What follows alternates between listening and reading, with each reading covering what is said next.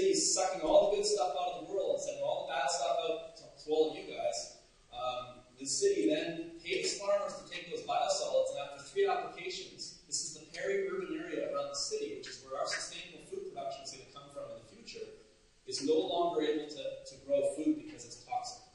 Not because of the human waste, but because we're co-mingling human waste with industrial and commercial waste. So the solution, again, this is an engineering concept, the solution to pollution is dilution.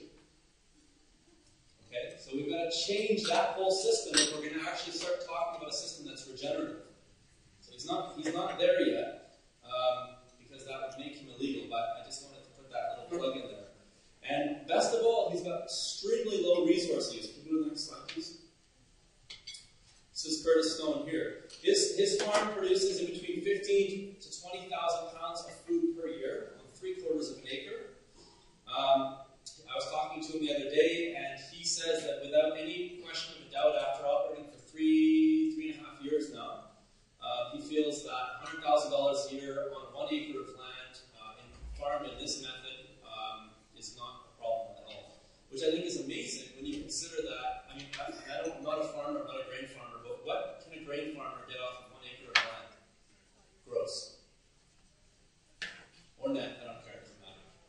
$200 to $400. So Curtis Stone has no land costs because he's doing spin farming. So it's small plot intensive, which means that homeowners that are sick and tired of cutting the wasteful element called lawn can have their lawn converted into a garden. And because he's growing right where the nutrient is, in other words, the waste food, he's got no fertilizer costs. His entire farming enterprise is run by bicycles. So his entire fossil fuel consumption for the year was less than $130, or about 80 liters of gasoline, which runs the only engine that he owns, which is a BCS tiller from Italy. And his startup costs were $7,000. So if that doesn't make you excited as a young person to get into farming, I don't know what does. And once we're allowed to have chickens and small micro livestock in the city, I mean, this whole system morphs again, because now those chickens, we can add a new cycle into the system, which is going to add fertility and all sorts of really, really exciting opportunities. So his website is Green City Acres, and I'd encourage you guys to check it out. He's a really, really inspiring guy, and he does workshops. Spin farming was originally coined by a gentleman in Saskatoon, actually. So Curtis and him were quite close together. Next slide, please. So farm number 2 and 3, I'm going to talk a little bit about an Alberta example, and most of you are probably aware of Polyface Farms, Joel Salatin. Michelle and I are really excited to bring Joel up this March to Calgary. We're giving a 3-day course on how he basically manages and runs his farm. So both of these 2 farms, they do export, but most of what they export are things that can walk off the property. All right?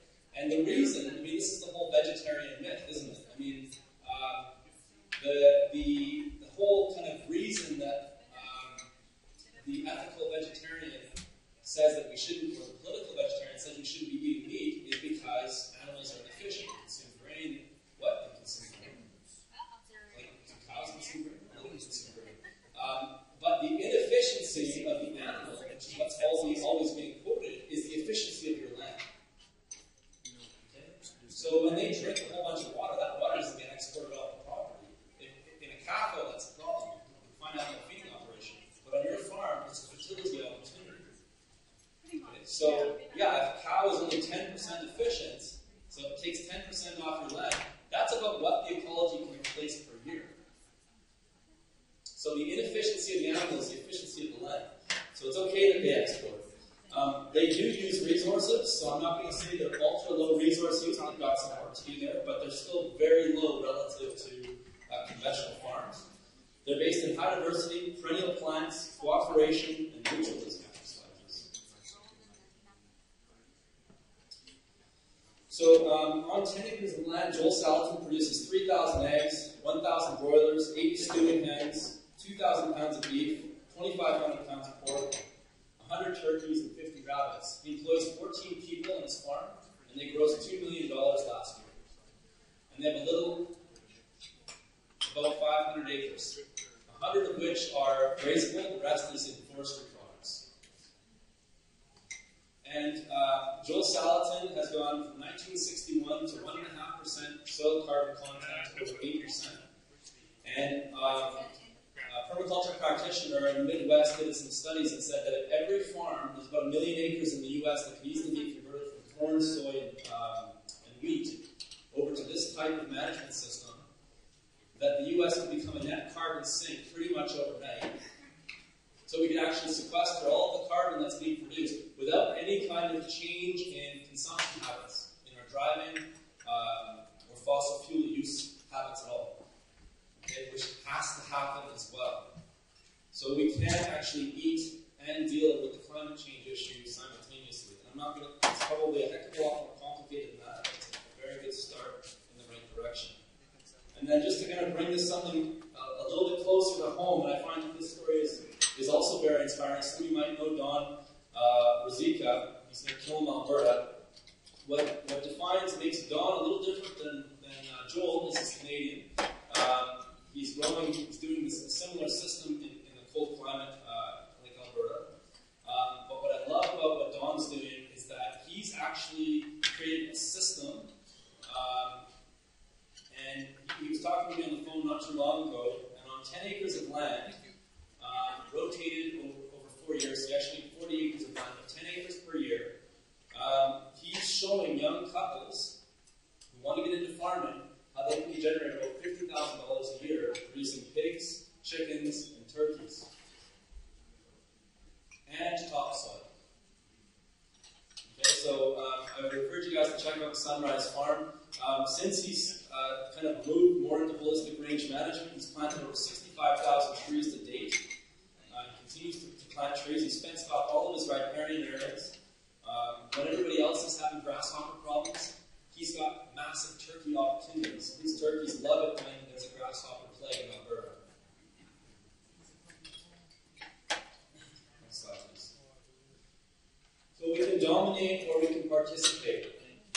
Blair Keith wrote a book called The Vegetarian Myth, and I highly encourage that book. There's some things in there that some of you may not agree with, but it's her story, and I think she's done a really fantastic job of kind of painting the predicament that we're in. And I think you could change the title of that to The Agricultural Myth as well. And I think that it's a really, really important book to read. Up to now, farming has been a zero-sum game. There's no winners. We're ultimately going to be losers as well. And I would argue that the way that we've been managing our planet, Don said it last night, farming is the management of ecologies. I would say we're not doing a very good job of managing those ecologies. We don't understand all of the interactions that are going on in the soil. We don't understand all the interactions that are going about the soil. So we can look at that as a disempowering thing, or we can look at it as a very empowering thing, saying, why are we doing all this work when we can actually re-engage ecologies to provide the ecological services that they'll do without unions and $20 an hour?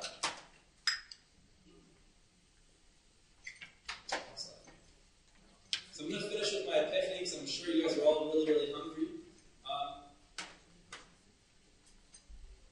We're all connected. You know, the urban folk are sitting in one of those little dotted areas. Farmers are sitting in another area. Politicians in another one. Maybe even the lawyers can sit in there, I don't know. But we're all sitting in all of these areas, and we're trying to point fingers at whose fault it is. We're all saying that things are wrong, things are going in the wrong direction. But if we don't start working together, we're just going to continue going in the direction that we're going. And I think what's really important with regards to this whole concept of myth is that if you're in a canoe, if you're out there and you're canoeing a river, and you are looking at the rocks in that river, that's where your canoe's going to go. So we need to stop looking at the rocks. We all know that the rocks are there. And we have to start looking for the examples that we need to start moving towards. And there's plenty of them in this room. I've talked to a few of them already. And I'm just going to tell you a little bit about what I'm doing. Right now I live in an urban center. And I don't have land access. I live in my mother-in-law's basement suite. And I garden. I'm an urban farmer. And sense because I garden a small postage-sized lot, trying to produce as much food as I can with land that I've been given access to. And so, being a bit of a farmer at heart, I've started farming community. Okay, because I feel like that's just as important as farming food. And so I founded the Calgary Permaculture Community Guild 4 years ago, and it kind of went nowhere for a little while because I realized that all of the people that were coming to this group that I had named were just my friends, but we were naming in a group. It's like, how do we actually build this into something that has political clout and that has the ability to change our food system and our energy system and everything that we need to live on this planet in a more sustainable way? And so we started to think about strategies. We looked at that model of what defines a healthy ecology, mutualism, cooperation, all of those really, really important components, looking at it through that lens of an ecology. And what we realized is that our group provided no services. It's just another group. So we said, okay, we have to provide a service. What kind of service can we provide? So we started the Permablitz Network. So the Permablitz Network basically connects communities with individuals that have private land that want food systems on their property. So now we have a community of permaculture designers who will go out and design perennial food forests. So they're basically orchards that mimic forest ecology for people's front yards. So somebody in the community will go and do a design, and then the community organizes the time to go and put that system in. So this year we put in about 50 food forests. To date we've probably put in about 250 food forests and gardens in Calgary. So it's kind of like taking our collective right back as a community to raise barns right in the city. We started the Calgary Urban Harvest because we recognized there's all this fruit in the city. Everybody went out and planted apple trees, but most of them are fairly old people, and they don't really want to get up on a ladder anymore because they're scared that they might fall over and hurt themselves, and I don't blame them. So we said, how can we create some mutualism there and community at the same time? So the Calgary Harvest goes and connects people who own apple trees to people who need apples, who don't necessarily have plant access.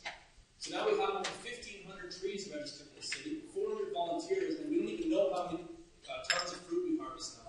But in 2010, we harvested over 7 metric tons of fruit. 1/3 goes to the homeowner, 1/3 goes to the food bank, and 1/3 goes to the picker. So now everybody benefits from that surplus that exists in the city. And now we've got a community tool library on a trailer, which we're just working to get organized for this coming summer. We've got a grant for that. So now when these permablitzes occur, we can tow a trailer out. We've got all the tools that we need to put this installation in. And soon, we're going to have the community forestry program. So we're going to actually start reforesting the city of Calgary the way that the community wants the city reforested, which is going to be in an edible fashion. And I'm going to leave you with a little tidbit of information that I calculated not too long ago.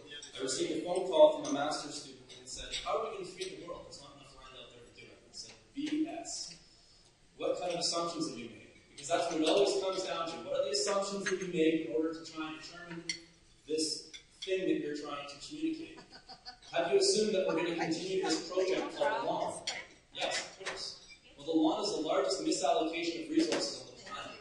And so if you actually look at a city and you calculate all the lawn that a city has, and particularly bigger, and I don't know what the stats are for Canada, but in the United States, there's about 40 million acres planted to lawn. So we've got a massive population of lawn farmers, and there's about 45 million acres planted to wheat. So we're growing almost as much grass as we are wheat, but it's not even grass. I don't even like to call lawn grass. Lawn is something else. And so I said, okay, how many calories can we produce off of that land? It turns out we can produce enough calories off that land to feed everybody in the United States a 2,000 calorie diet per day for 2 years off of one crop. And most of those places could actually produce more than one crop. So there's more than enough land to feed the world. There's more than enough systems that we can follow right now to actually produce topsoil and create a regenerative system. And what Michelle and I do is we run a company that educates people specifically on these issues, on how to create human habitat, get out of that concept of disempowerment, and start moving forward with their lives so that they can change the story that they need to change in order to be able to live on this planet in a way that is guilt-free. Because that's really, really important. Guilt is one of the big stumbling blocks that the youth have today. Because there are opportunities, there are people that are optimistic, and there are people that are doing amazing things, but nobody is talking about them in the mass media because they control claim your story in your community. Start making positive change, and you can start doing it right outside your back door.